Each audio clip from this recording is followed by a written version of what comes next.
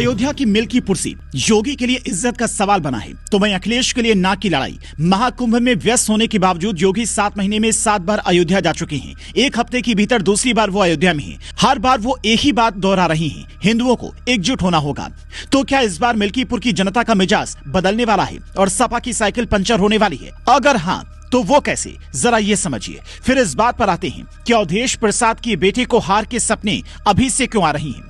मिल्कीपुर में महाभारत कैसे जीतेंगे योगी? 4 जनवरी को सीएम योगी ने अयोध्या दौरे के दौरान बूथ स्तर के कार्यकर्ताओं से सीधा संवाद किया और कहा कि कुंदरगी जीत गए तो यहां भी जीतेंगे। अपने 6 मंत्री सूर्य प्रताप शाही, स्वतंत्र देव सिंह, मयंकेश्वर शरण सिंह, दयाशंकर सिंह दयालु, गिरीश चंद्र यादव, सतीश चंद्र शर्मा और जेपीएस राठौर को उसकी जिम्मेदारी दी। इसके अलावा दोनों डिप्टी सीएम ब्रजेश पाठक और केशव प्रसाद मौर्य भी मिल्कीपुर सीट पर जीत के लिए हर कोशिश में जुटे हैं। बीते दिनों हुए उपचुनाव में योगी ने अकेले दम पर 9 में से 7 सीटें जीते थी। सपा से कुंदरकी जैसा मुस्लिम बाहुल्य छीन लिया। वहां से बीजेपी बड़े अंतर से जीती, क्योंकि बीजेपी ने वहां 3 तरह का फार्मूला अपनाया। पहला, मुस्लिमों को पन्ना प्रमुख बनाया, जिन्होंने मुस्लिम वोटर्स को बूथ तक ले जाने में अहम भूमिका निभाई। दूसरा, मुस्लिमों को यह समझाने में सफल रहे कि आप सिर्फ वोट बैंक नहीं हैं, बल्कि आपका विकास असल में भाजपा ही कर सकती है।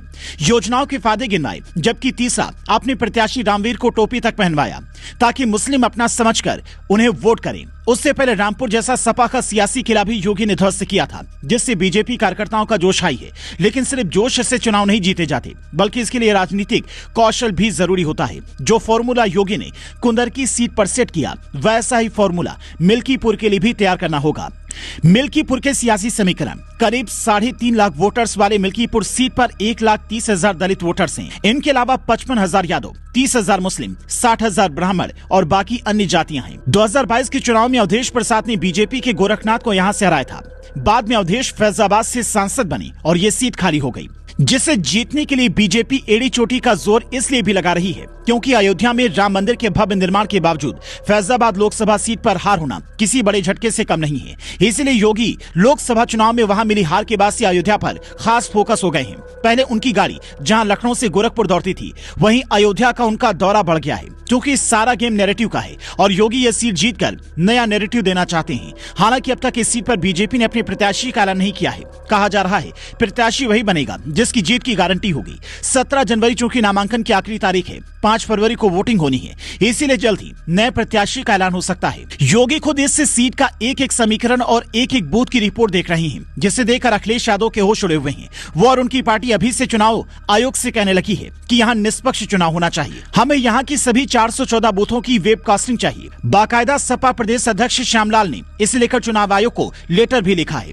कि वेबकास्टिंग का लिंक सभी पार्टी प्रत्याशियों को दिया जाए। हालांकि इस पर चुनाव आयोग ने कोई प्रतिक्रिया नहीं दी है। लेकिन दिल्ली विधानसभा चुनाव के ऐलान के साथ साथ मिल्कीपुर की सीट के उपचुनाव का ऐलान मुख्य चुनाव आयुक्त कर रहे थे, तो उसी दौरान ईवीएम पर सवाल उठाने वालों को करारा जवाब दे दिया, जिससे सुनने के बाद हो सकता है कि इस बार विपक्ष कोई सवाल न खड़ा करे। आरोपों और इल्जामात का दौर चले कोई गिला नहीं। आरोप और इल्जामात का दौर चले कोई गिला नहीं। झूठ के गुब्बारों को बुलंदी मिले कोई शिकवा नहीं। हर परिणाम में प्रमाण देते हैं, पर वो बिना सबूत शक की नई दुनिया रौनक करते हैं, और शक का इलाज तो हकीम लुकमान के पास भी नहीं। अब मिल्कीपुर के सियासी महाभारत में जीत का ताज किसके सिर सस्ता है, इसका फैसला 8 फरवरी को होना है। उसी दिन दिल्ली चुनाव के नतीजे भी आएंगे और यहाँ केजरीवाल फिर से दिल्ली की सत्ता पर काबिज होंगे या फिर राजधानी में कमल खिलेगा, इसका फैसला भी जनता को करना है। पर मिल्कीपुर में योगी का प्लान बदलापुर में अब लॉन्च हो चुका है, जिससे विरोधी खेमे में हड़कंप इस कदर मचा है कि सपा प्रत्याशियों को अभी से हार के सपने आने लगे हैं। कहीं अखिलेश की गलती का खामियाजा हमें न भुगतना पड़ जाए। अयोध्या का राजा अवधेश को बताने की सजा प्रभु श्री राम इस चुनाव में न दे दें।